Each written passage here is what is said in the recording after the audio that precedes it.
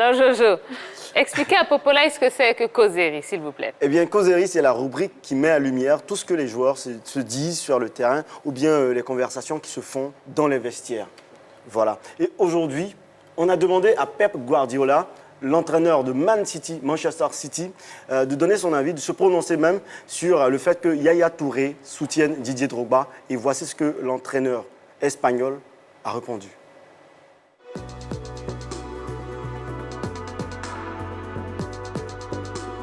Non, je ne crois pas. Est-ce qu'il lit la machette? Il y a quoi? Même qui cambo bobo. Il y a un programme au tiapopa au ticket.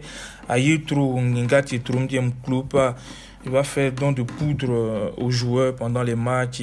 Joueur mo cloiti, bekati DJ, il fa be ko bloquer, be ko forme be on ke beba un concert gratuit au stade de Bimpe, na cloiti siablé. Sinon Amoyaki, Yaya n'a rien dit même. Ah ça? Hey. Ouais, il se plaint, il dit Yaya n'a rien dit. Parce que Yaya soutient Drogba, il dit Yaya n'a rien dit parce que lui, son candidat, c'est Eskelly. Il va partager de la poudre aux joueurs après les matchs. Il va organiser des concerts géants. Ça n'avait rien de l'espagnol. Hein. Ah, mais ça, c'est de l'Agni. Ah! Non, c'est un combien? Mais ça, oui, mais ça, c'est un Agni. Il vient, voilà, d'Aboisseau. C'est un Agni d'Aboisseau, vous ne le connaissez pas. C'est son papa qui gérait la boutique de derrière le kiosque. Pep Guardiola. Pep Guardiola.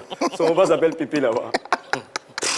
Bon, et de toute façon, ça ne m'étonne pas qu'il ait dit ça, puisqu'on sait qu'il a toujours eu des rapports assez conflictuels avec Yaya Touré. Hein. Ah, c'est bien ça.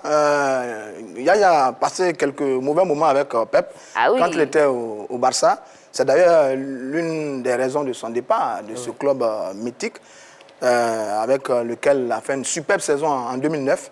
Oui, Pep est un entraîneur parfois difficile. Yaya n'est pas le seul d'ailleurs. Hein. Quelques joueurs se plaignent par moments de son style et de son discours.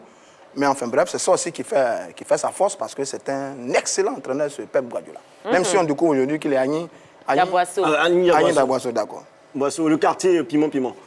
Bon, allez, dites que ça a été réalisé avec trucage, s'il vous plaît. Mais c'est vous qui le dites. Qu'est-ce que vous en dites, vous? Oh, d'accord. C'était réalisé avec trucage. Mais il a voulu dire ça et moi, j'ai deviné. Et puis, je suis allé là-bas. Ah, mais c'est ça aussi le truc, effectivement. Mais pourquoi pas? Il a besoin d'Eskelly à la tête de la Fédération ivoirienne de football. Pourquoi pas? On peut voir un Popolaï aussi. Voilà, on aura un concert Zouglou gratuit au stade de Bimpe. Laisse-moi dans mon domaine. Et du concert Zouglou gratuit au stade de Bimpe. Bon, alors, justement, tant qu'on parle de la FIF, hein, merci pour cette belle passe décisive, Jojo. Quels sont les points forts de chacun des trois candidats pour l'instant? Donc, Idriss Diallo, Sori Diabaté et Didier Drogba, selon vous, Popolaï? Selon nous, c'est la présentation des programmes. Hein. C'est les programmes qui seront alléchants. Puisque déjà, il y a certains d'entre eux qui ont fait un programme définitif. Je pense que tous ces trois candidats-là doivent montrer leur programme à la nation pour qu'on puisse voir inconvénients et avantages. En fonction de ça, et essayer de soutenir nos jeunes frères aujourd'hui qui sont dans une crèche pas possible du côté du football ivoirien. Parce que quand un footballeur ivoirien est payé à 30 000, qui doit se prendre un studio à 25 000, imaginez la suite de la galère. Comment on fait pour se déplacer pour aller rejoindre le cas, pour aller s'entraîner. Après, ça, elle a une petite famille qui est là, il y a la grande famille aussi, il faut s'en occuper.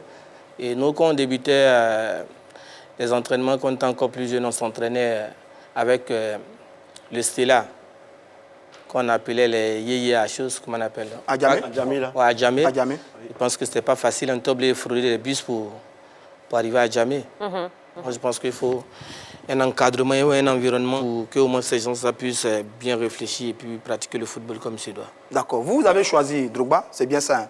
Vous dites que c'est Drogba que vous préférez. Oui. Certains disent que Drogba aurait dû commencer par un club, faire ses preuves avec ce club-là, le transformer en un grand club local et peut-être continental aussi. À partir de ce moment-là, peut-être que son accession à la tête de la fédération aurait été plus facile. Qu'est-ce que vous répondez à ça? Je pense que l'observation n'est pas mauvaise. Et déjà, avec le haut niveau qu'il a pu jouer partout, je pense qu'il est dompté d'une expérience, je pense que pas possible. S'il vient pour apporter son plus, en disant j'ai un calendrier où déjà chaque compartiment comment je peux appeler ça, du sport ivoirien, c'est-à-dire de la première ligue jusqu'à la seconde, aura au moins des infrastructures. Moi, je pense que c'est des mesures qu'il faut accompagner. Parce que quand tu regardes le cas, le déplacement même des joueurs, d'autres qui quittent à Odiéné, et nous, dans le passé, on montait dans des cas où déjà les vitres étaient déjà cassées. Quand il pleut comme ça, c'est-à-dire la place où on doit s'asseoir là, on n'arrive même pas à s'asseoir sans se coller quelque part d'autre.